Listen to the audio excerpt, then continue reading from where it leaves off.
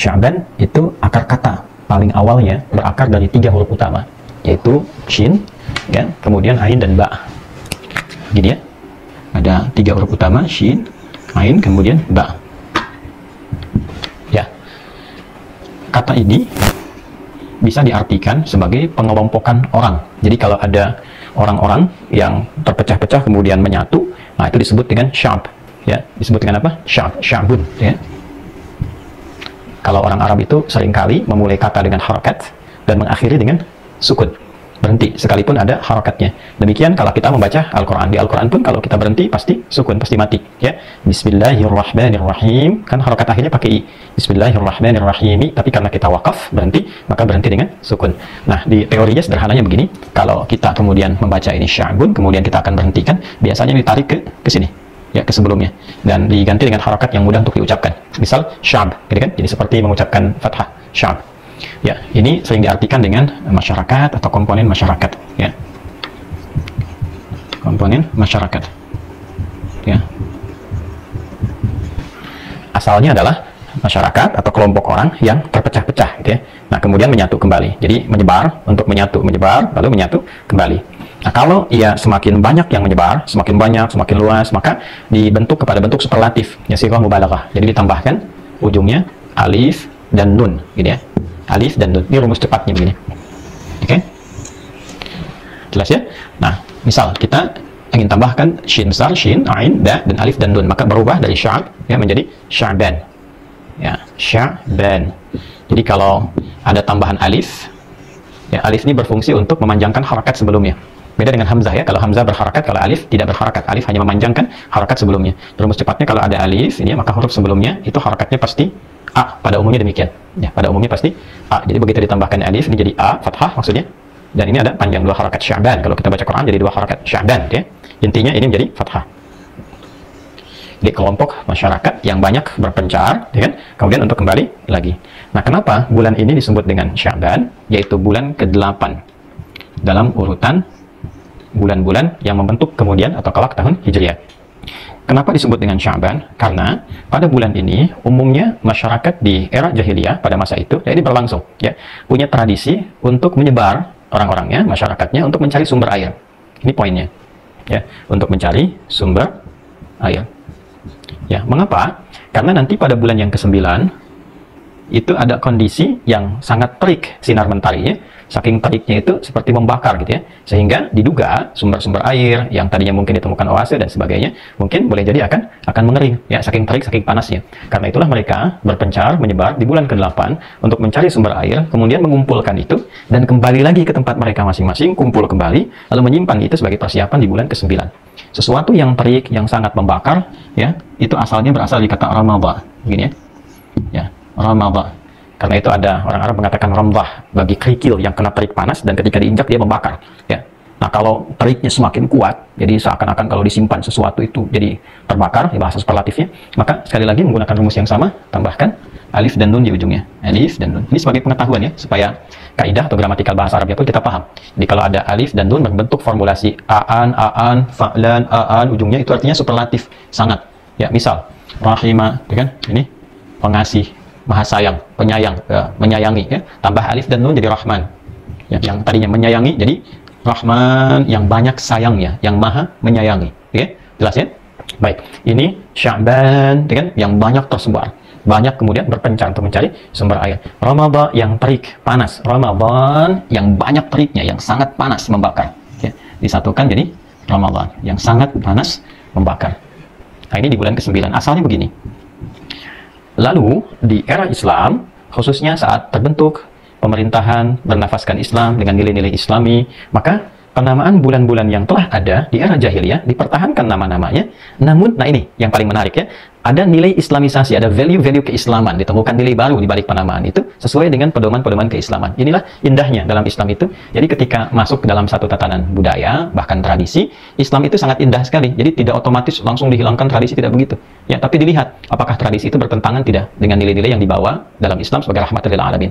Kalau bertentangan, maka diganti dengan yang lebih baik. Ya, misal orang Arab itu punya tradisi kalau dia tawaf mengitari Ka'bah, dia bersiul-siul sambil telanjang. Nah, itu dipandang sesuatu yang sangat tidak baik, sangat buruk, merendahkan kehormatan. Maka ketika kemudian Islam datang, memberikan perubahan itu menjadi nilai-nilai yang bermanfaat. Tawaf tetap 7 putaran, tapi dikembalikan kepada nilai-nilai yang sangat terhormat, gitu kan? Menggunakan kain ditutup, diganti siul-siulan dengan takbir, dengan tahmid, ya, dengan pasrah kepada Allah, kemudian dengan kalimat-kalimat yang baik, Bismillah, Allahu Akbar, ya, Subhanallah, Alhamdulillah, wa la ilaha illallah, Allahu Akbar, yang maknanya sangat dalam sekali. Itu diantara contohnya. Misal, tradisi jahiliyah itu dalam konteks hubungan sosial di masyarakat, antar tetangga misalnya, dulu mereka bisa berganti pasangan. Jadi kalau suami dengan istri ketemu, lalu antara suami dengan suami tetangganya ngobrol, lalu ingin bertukar pasangan, itu malamnya bisa berganti, itu jahiliyah.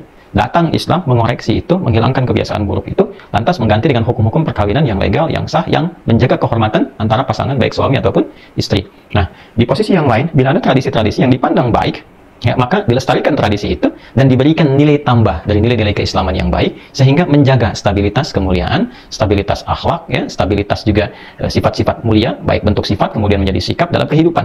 Nah, di antara itu semua contohnya adalah penamaan bulan dari Al-Muharram, kemudian Safar, Rabiul Awal, Rabiul Akhir, Jumadal Ula, Jumadal Akhirah, kemudian Rajab, Sya'ban, Ramadan, Syawal, Dzulqa'dah, kemudian Dzulhijjah. Nah, ini yang tadinya nama-nama terkait dengan peristiwa. Peristiwa ini tidak ada masalah di dalamnya, ya kan? Ini panas, terik, kemudian membakar. Yang ini kemudian mencari sumber air. Ya, tetap dipertahankan. Karena kita tahu sesungguhnya kalaupun kita lihat lagi perputaran-perputaran waktu, dan juga kalau kita perhatikan bagaimana baik itu kemudian bumi mengelilingi matahari, ya, lalu berdasarkan peredaran bulan juga, matahari juga demikian pada porosnya juga berputar, maka akan terjadi pergantian-pergantian waktu. Ya, matahari menentukan terjadinya siang dengan malam, kemudian bulan juga akan menentukan banyak hal, termasuk penanggalan bulanan, ya kan? Jatuhnya Ramadan kan tidak akan selamanya pada musim panas yang terik, ya kan? Buktinya pada tahun ini mungkin datangnya akan dirasakan di waktu-waktu yang bukan panas yang cukup terik. Sekarang kita lihat masuk pada bulan Maret bersama dengan Masehinya. Barangkali di Arab malah masuk musim semi, gitu kan? Nah, kemudian di beberapa tempat, ya itulah indahnya Islam menggunakan penanggalan hijriah dalam ibadah yang sifatnya bulanan bukan harian. Kalau harian menggunakan matahari, ya patokannya. Tapi kalau dia sifatnya bulanan atau tahunan menggunakan peredaran bulan. Kenapa? Di antara hikmahnya supaya berputar ibadahnya terasa di setiap waktu. Jadi kalau ada orang di satu wilayah yang musimnya ada musim panas, musim dingin, dia bisa merasakan ibadah di setiap musim. Ya, tahun ini musim semi, besok mungkin musim panas, kemudian didapatkan lagi musim dingin, demikian seterusnya. Ya, maka bagaimana kalau menggunakan pendekatan matahari misalnya dengan menggunakan syamsiyah atau masehi dalam konteks kekinian? Maka orang yang hadir di musimnya panas akan tetap merasakan Ramadan di musim panas saja, dan beda waktunya akan sangat jauh, ya. Mungkin jamnya akan berubah dari mulai bukanya, sahurnya, dan sebagainya. Inilah keadilan yang Allah berikan kepada kita. Tidak ada satupun tuntunan dalam syariat Islam kecuali mengandung maslahat untuk para pemeluknya. Dan ini menunjukkan bahwa Allah Maha Kuasa dan menunjukkan kebenaran Islam sebagai agama yang disiapkan dan diberikan kepada seluruh umat manusia untuk mengatur kadar maslahat yang terbaik untuk mereka. Kembali ke sini, di era keislaman, nama ini tetap dipertahankan, ini juga dipertahankan, namun ada nilai tambah, ada value di dalamnya yang berisi nilai-nilai Islami sebagai pedoman berkehidupan. Dan ini nyambung teman-teman dari mulai Al-Muharram sampai Dzulhijjah. Saya pernah ungkap dan Anda bisa temukan di buku saya juga yang makna ayat puasa tentang ini. Karena waktu kita terbatas, saya akan fokuskan di 8 dan 9 saja. Nanti bagi teman-teman yang mencari 1 sampai 12 bisa merujuk ke buku kami yang makna ayat puasa atau di edisi-edisi sebelumnya. Sya'ban kaitan dengan Ramadan. Ramadan dipertahankan maknanya, bahkan lafadznya juga muncul dalam Al-Quran, di Quran surah kedua Al-Baqarah di ayat 185. Ketika Allah Subhanahu wa taala berfirman, a'udzubillahi minasyaitonir rajim, bismillahirrahmanirrahim, syahrul ramadhan alladzi unzila fihi al-Quran hudan lin-nasi wa bayyinatin minal huda wal furqan. Di bulan Ramadan yang diwajibkan untuk menunaikan puasa itu, di saat itulah turun Al-Quran. Ramadan disebutkan di dalam Al-Quran.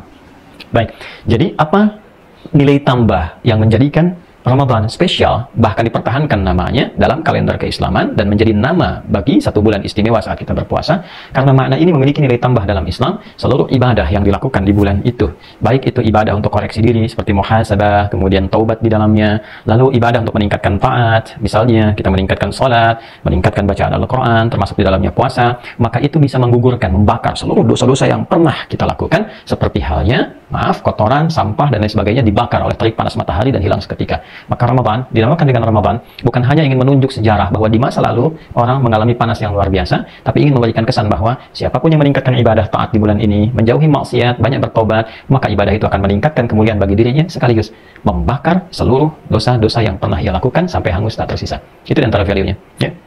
Karena ini punya keistimewaan yang sangat luar biasa, dan tentunya mengungguli seluruh bulan-bulan selainnya, ya. Dan punya keistimewaan yang lain bulan-bulan selainnya tentunya, seperti bulan haji dan sebagainya. Ya, Dzulhijjah punya keistimewaan, Al-Muharram yang lainnya punya keistimewaan. Namun Ramadan ini sesuatu yang berbeda. Ya, di setiap siangnya, setiap malamnya, bahkan ada satu malam yang nilainya lebih dari 1000 bulan dan sebagainya. Ini istimewa. Nah, sifat kehidupan atau bahkan hukum kehidupan memberikan satu kaidah tak tertulis untuk kita semua, bahwa menghadapi menjelang pada sesuatu yang istimewa itu seyogianya kita mempersiapkan diri dengan baik, gitu kan? Ya, jadi kalau Anda sekarang misalnya dapat undangan dari sosok yang istimewa, bukankah akan siap-siap dulu, ya kan? Kalau Anda dapat undangan pernikahan saja, bahkan yang mengundang yang istimewa, Masya Allah, ya, pakaiannya pun disiapkan jauh-jauh hari, ya, waktunya dicatat, lalu disiapkan dandan yang rapi, yang baik, lalu pergilah untuk memenuhi undangan itu. Kenapa? Karena istimewa. Berbeda ketika itu biasa, ya, bahkan undangan pun disiapkan juga, tapi tidak seperti mendatangi sesuatu yang istimewa. Karena itulah, dari penamaan ini memberikan kesan pengajaran dan pelajaran kepada kita bahwa jika dulu orang jahiliyah mempersiapkan mencari sumber air, ya kan, pada nafas kehidupan dunia mereka secara materi, nah ini dia, di era jahiliyah karena mempersiapkan datangnya bulan yang sangat terik, maka di era-era keislaman dan seterusnya sampai kehidupan ini berakhir, ditetapkan nama Sya'ban menjelang Ramadan untuk memberikan kesan bahwa masyarakat Islam khususnya diminta untuk mempersiapkan diri, membekali dirinya untuk memperbanyak, mencari, memenuhi sumber air spiritual, rohani. Jadi kalau yang ini sifatnya materi, fisikal, jasmani, yang ini lebih kepada rohani, spiritual. Yuk, setiap kita seperti masyarakat itu berpencar satu-satu mencari, maka di bulan Sya'ban idealnya setiap individu muslim itu menyebar, ya, memfokuskan dirinya untuk meningkatkan kekuatan spiritualnya, mencari sumber-sumber spiritual yang bisa menguatkan rohani. Untuk apa? Sebagai persiapan jemputan datangnya bulan yang istimewa, yang di bulan ini akan banyak menu-menu rohani, menu-menu spiritual yang akan dikonsumsi, yang manfaatnya meningkatkan ketahanan hidup dunia akhirat kita, sekaligus membentuk pribadi yang lebih baik dibandingkan hari sebelumnya. Karena inti kehidupan manusia itu pada rohnya. Kalau tidak ada roh, ya tidak hidup, ya kan? Jadi inti kehidupan di roh. Kalau tidak ada roh, tidak hidup. Sifat roh disebut rohani, segala yang terkait dengan roh. Maka segala yang terkait dengan kebutuhan roh disebut dengan rohani aspeknya. Di mana ditemukan menunya? Pada nilai agama. Karena itu manusia butuh beragama, ya kan? Bagaimana menemukan agama yang benar? Maka kita ada kualifikasinya. Ini 1, 2, 3 yang sesuai dengan kebutuhan roh. Kalau fisik butuh ini, akal butuh itu, maka roh butuhnya apa? Pasti akan mencari. Nah, menu paling banyak disajikan untuk kepentingan rohani itu adanya di Ramadan. Karena itulah dalam bulan Ramadan jiwa spiritual kita semakin meningkat, ketenangan kita semakin kuat, semangat kita beribadah meningkat. Kenapa? Karena memang bulan ini disiapkan untuk memenuhi kebutuhan rohani, ya, bukan dalam konteks jasmani. Walaupun jasmani juga ikut terpenuhi. Kalau rohnya terpenuhi, jasmani pasti ikut. Kalau roh kuat, jasmani pasti kuat.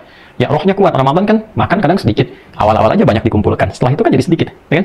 Minumnya sedikit, minum teh manis kok tiba-tiba jadi kuat, gitu kan? Nah, jadi ibadah itu kalau rohnya semakin kuat, fisiknya ikut. Makanya di era dulu, ya, peristiwa-peristiwa bahkan hal-hal terkait militer banyak terjadi di bulan Ramadan. Perang Badar itu kan Ramadan, ya.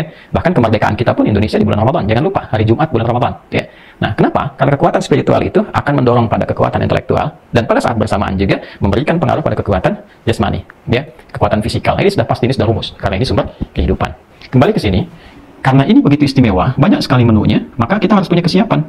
Ya, kalau tidak siap bermasalah. Seperti Anda mendatangi undangan tidak siap.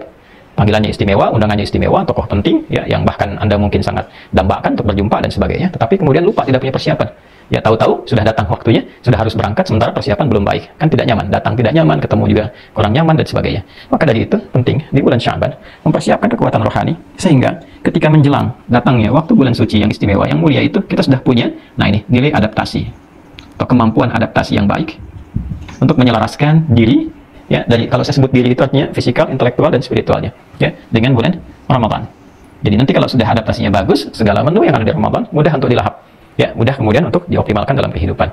Maka ini yang pertama tadi kita uraikan pertanyaannya, mengapa Sya'ban itu menjadi penting?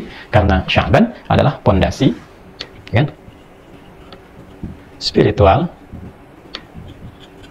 terbaik untuk mengokohkan kesiapan kita menghadapi Ramadan. Ini poinnya. Jelas, ya? Sekaligus nomor 1 dan 2 sudah kita jawab secara bersamaan, ya. Jadi ini dari dasar etimologinya, ya, pembahasan dari segi kebahasaannya sudah kita uraikan, apa itu Sya'ban, kemudian segi historikal terkait dengan aspek sejarahnya juga sudah tadi kita ulas, dan kekiniannya juga sudah kita bahas. Lalu kaitan dengan Ramadan di era keislaman sampai dengan kehidupan berakhir sudah kita uraikan juga. Ya, jadi 1 dan 2 sudah diuraikan.